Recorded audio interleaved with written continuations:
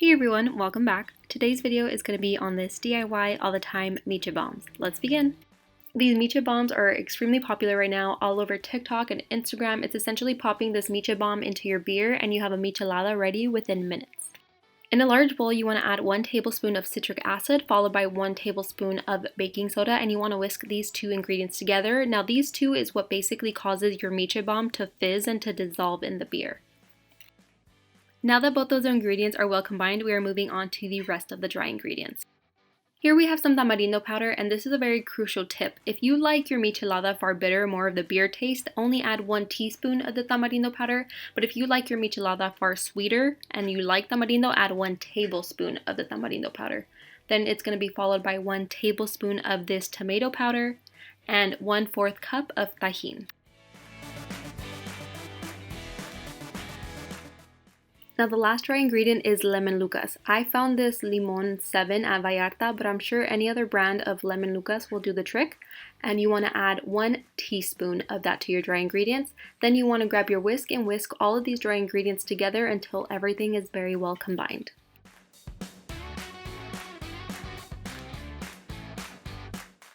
Anyone else find it weird how my pinky is just sticking out as I whisk away? Just thought I'd point that out.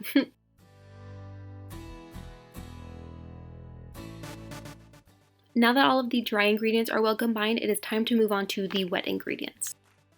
You first begin with 3 to 4 drops of Tapatio and then you start to whisk immediately. If you add your liquid ingredient to the dry ingredients, you start to see it fizz and it'll start to react with the citric acid and the baking soda immediately, which is what we don't want. So we are going to whisk every time we add a liquid ingredient into our dry ingredients. And you know that it has been well combined once all of the clumps have been broken down and dissolved. Now that all of the Tapatio drops have been whisked away, we are moving on to 3 drops of Maggie seasoning, and then we are going to whisk immediately. Again, it is going to be the same exact step for every liquid that we add to our dry ingredient.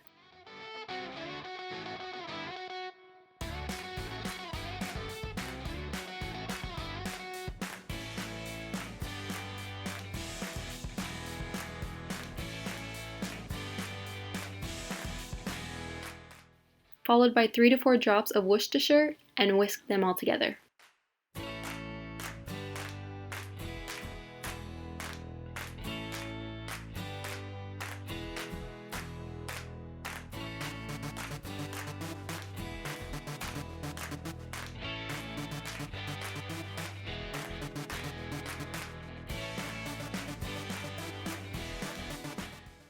Next is 3 drops of Tabasco, which is basically our last liquid ingredient just because following this is Chamoy, which will act more of a paste for us when it comes to creating our mold.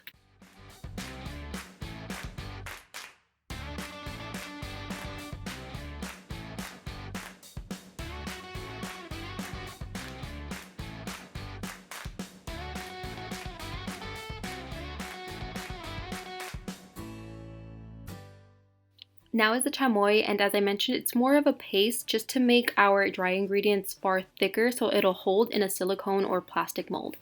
So you want to begin with about 3 to 4 generous drops of your chamoy, and then you want to get to whisking. And as we work with the chamoy, we're not necessarily breaking up all of the chunks and clumps that it's created, because now we are looking for that consistency. We want more of a kind of wet sand consistency so that when you pack it in to a mold, it'll actually hold its shape. So when you take it out of the freezer, it comes out nice and clean and it doesn't break apart or fall apart or isn't too grainy.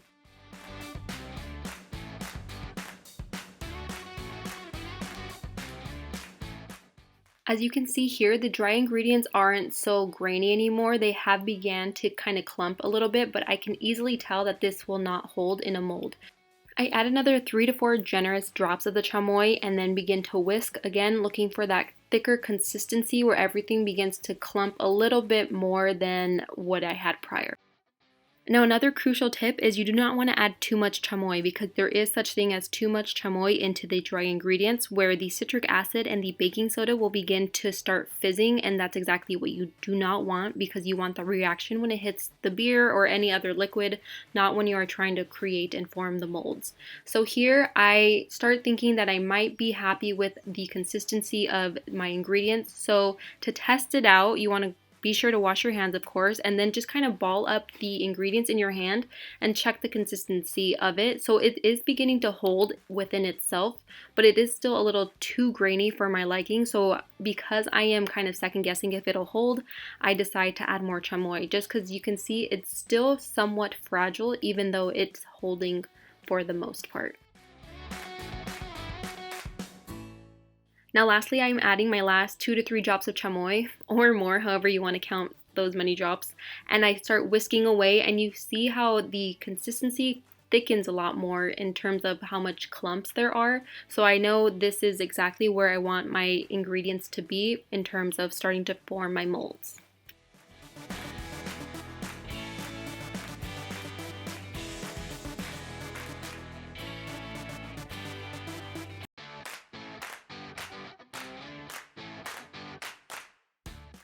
Now here's a far better view of the consistency we're looking for. Once you reach about here, you are ready to move on to the next step.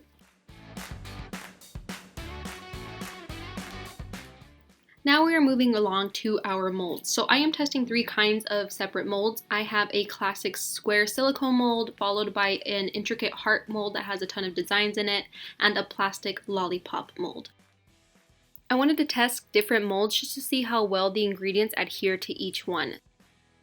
To begin forming your mold, you want to grab your tablespoon and just start packing those ingredients into your mold. I am starting with a square one as you see here, and I am using a rubber spatula to just kind of make the ingredients compact within the mold. I'm actually applying a decent amount of pressure into those dry ingredients, packing it down tightly so I make sure that it really adheres to the mold and it comes out clean.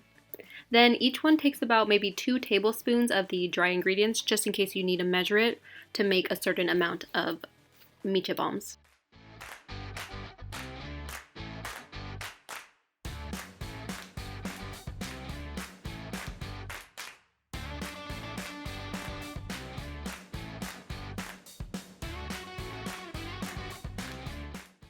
Now once you've filled your first mold and all of the ingredients are very well packed in there, it's time to move on to the following one. I am just going to continue with one more square mold, then I am going to follow with a heart and a lollipop.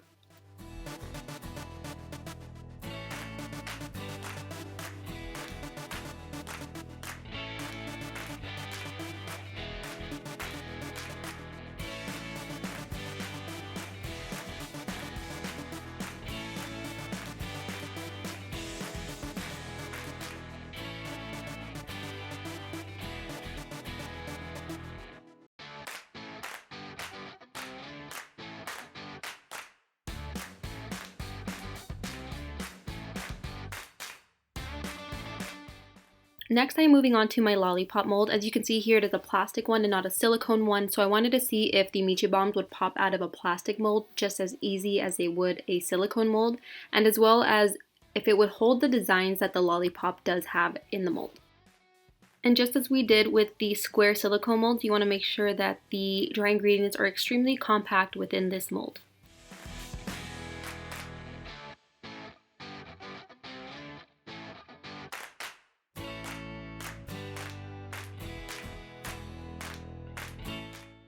Now lastly will be the heart silicone mold. As you can see, the hearts have some ridges and then there are actually designs at the bottom of the hearts. I just wanted to test out and see if these MicheBombs will actually hold those designs and those ridges.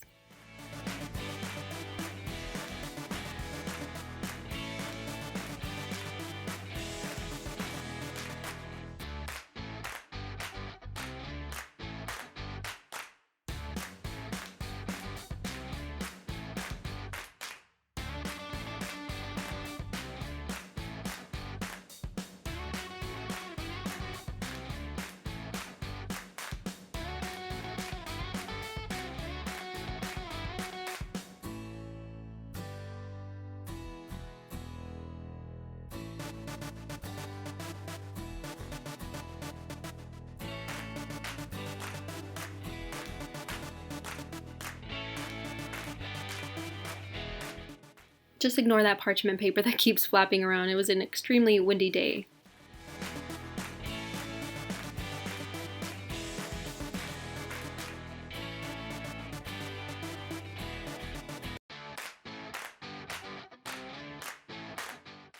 Now here we have all of our molds that have been filled. I am making a total of 5 MicheBombs within this one yield, and I am going to place it in the freezer for 2 hours. I've seen anywhere from 1 to 2. I just went with 2 just to ensure that my molds do come out nice and clean because I really did not want them to break. So in terms of popping them out of the mold, it was actually extremely simple to do. It's somewhat similar to the chocolate bombs if you saw that previous video. And all you need to do is just pop them out by using the bottom 2 fingers that are holding the bottom of your silicone mold to push them out fairly easily. Now here's just a closer look of what it looks like to pop out your MicheBombs. You just see my bottom fingers just pushing it out and popping it out of the silicone mold, while my other hand is just kind of guiding it out, making sure that it isn't breaking or it doesn't fall. Next, I am just repeating those same exact steps for taking the MicheBombs out of the heart silicone molds, making sure I'm working fairly slowly just to ensure that I don't break anything. And as you can see, it actually held the ridges and the designs of the silicone mold, which I was extremely happy and excited about just because I really didn't think it would actually hold that little detail.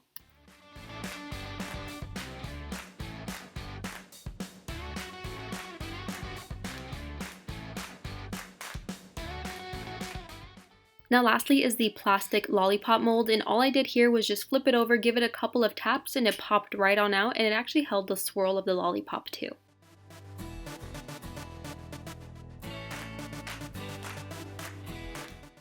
And finally comes the fun part. We are going to put our MicheBombs to the test and see how they react within the beer. And just another note, you don't necessarily have to use beer. You can use soda, you can use juice, you can put it in a cocktail. It's completely up to you. It's just MicheBombs are what they're known as, and that's what I am going to be testing them with.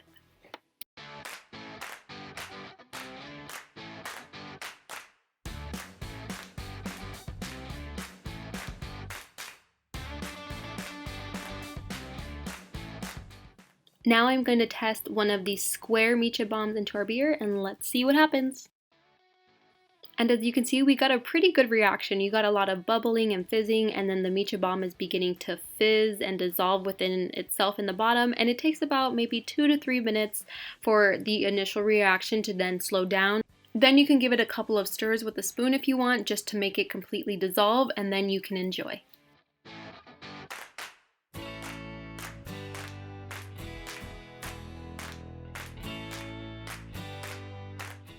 Now this is exactly what it looks like at regular speed. I didn't want to speed anything up. I wanted you all to see the initial regular reaction of the MicheBomb. I know I always speed everything up just to kind of get to the point, but I did not want to do that this time because I wanted you to see the actual result of what it looked like when it initially hit, and after the MicheBomb begins to dissolve after about a minute or so, you see that the fizzing does kind of die out, but it's still doing its thing as you see the Tajin and all of the ingredients still just bubbling from the bottom of the MicheBomb.